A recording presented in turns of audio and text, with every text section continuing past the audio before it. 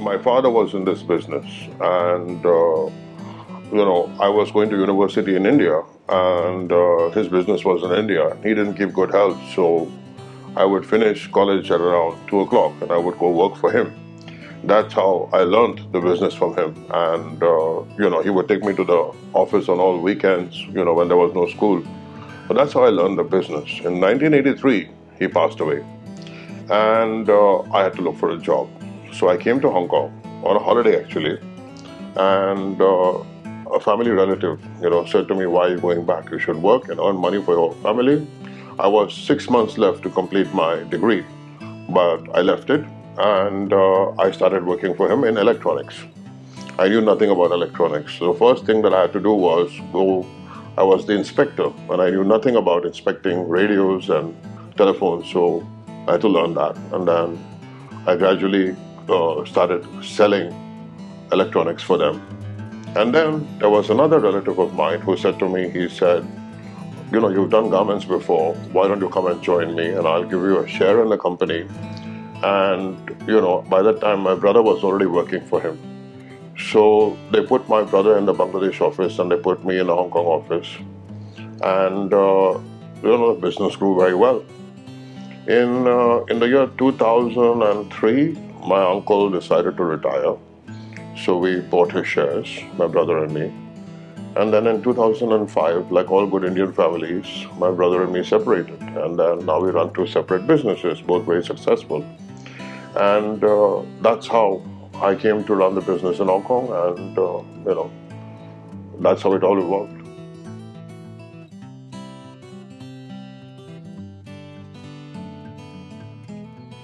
That's a question I have to ask myself every night. And it's a moving target, and you're being challenged all the time. So, being more competitive, has gone a long way. We make our people work nowadays at home indirectly. They have phones, and responsible people will be looking at their phones like I do all night long. So, the world has changed, and we've gone to a very high level of efficiency. So there's a lot more to happen, and I think as technology evolves our businesses, whether it's more automation in the scheme of robotics, or whether it's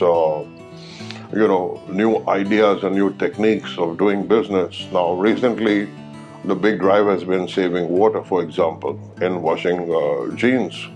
Now, you wash a pair of trousers, it's 8 liters to wash a trouser when we do the industry wash. But to wash a pair of jeans is 80 liters. Now, that's enough for one man to drink for a whole month. So obviously, there's a big push that we don't want to spend this kind of energy on washing jeans. And hence, new technologies have involved. Like, you use a laser now, so you don't use potassium to take away the color. You don't use stones anymore. You use air bubbles, nano air bubbles, instead of water to wash the goods. So, now you're down to like 10 liters of water for a pair of jeans. So, technology in its own way is making you save energy, making you save time, making you save all the kind of different spheres, and areas that are important.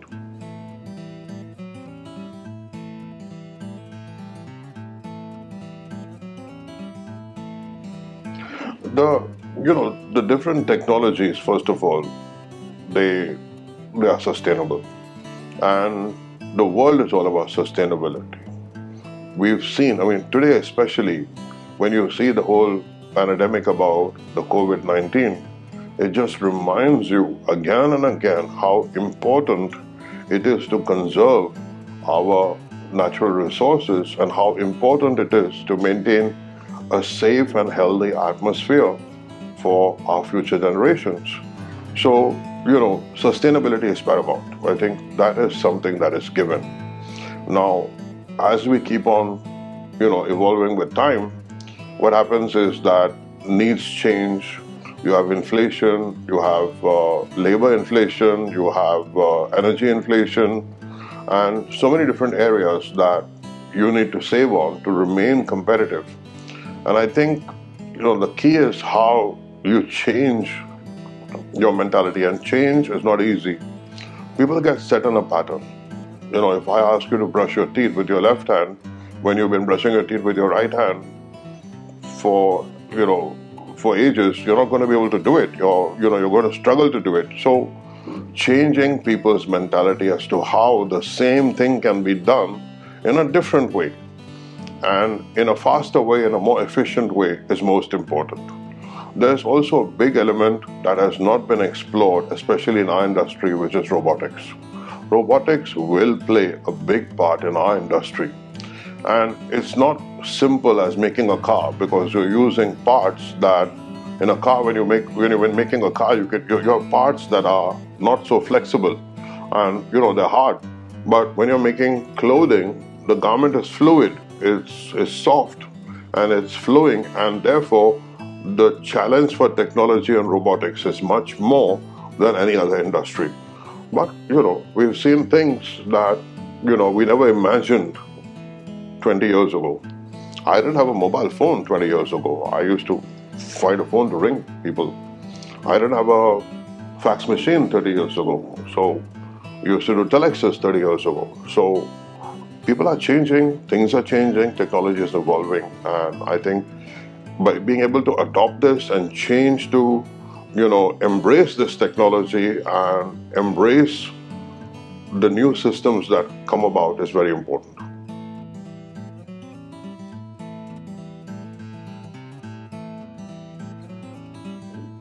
We've never seen a time like this in this industry. I work in countries where I have seen a lot of hardship. We've had floods. Our workers have gone by boat, small boats to the factory. We've had our factories knee-deep in water. We've had earthquakes. We've had so many different calamities in the countries we work with. But I've never seen something that we're experiencing now in terms of this whole pandemic. And, it's put a different spin on everything that's possible in the next few years. And I think now, for the next 2 years, it's going to be about consolidation. It's not going to be about advancing in terms of, more efficiency, but it's going to be more in terms of how you sustain yourself and how you evolve from this. Because I do believe that a lot of retailers will close. I do believe that a lot of retailers will, reduce their buying patterns. So it's going to be about how you market yourself. It's going to be about how, the energy has to go towards capturing a different kind of a market now, because that's what's going to keep you going for the next 5 years. And I think robotics is going to take a secondary role right now for the time being until we evolve from this crisis.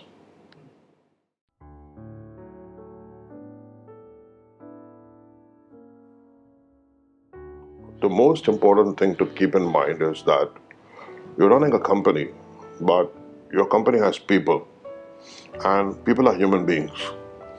These human beings that work for you, you have a responsibility, a moral responsibility, whether they work for you directly or indirectly. We employ close to 30,000 people, and I have to always think about 30,000 families. And what happens if something goes wrong? Now, I'm impacted by my clients when things go wrong. So it's very important that these same workers, that we look after their families, and we've talked about their safety. We've talked about the clients are, they have very high ethical standards, and they've looked after their safety. They've asked us to make our manufacturing units so safe because of the past issues that were there with fires and buildings that collapsed in Bangladesh and countries like that. And now we have to think in a moral way. How do we take responsibility, whether directly or indirectly, that we don't allow these people that are working for us, these really poor people who will have no money to eat food. They will have no money to, pay the rent for their homes. They will be on the streets. And how do we make sure that we strike a balance because you have to run your business. If you don't run your business, then you won't have a business to support all these people. But how do you run your business with some moral grounds as a compromise to make sure that you're not going to sacrifice a lot of families and a lot of well-being of people who work for you? And I think that's a very crucial decision that a lot of people have to make right now. And it's not an easy decision because, one thing goes with the other. And, you need the company to survive also for them to be able to look after indirectly or directly, all these poor people that work for us. So it's going to be a very tough time and a lot of important decisions to be made by a lot of different people. And I think that's what, I would reach out to say that, we all do our best.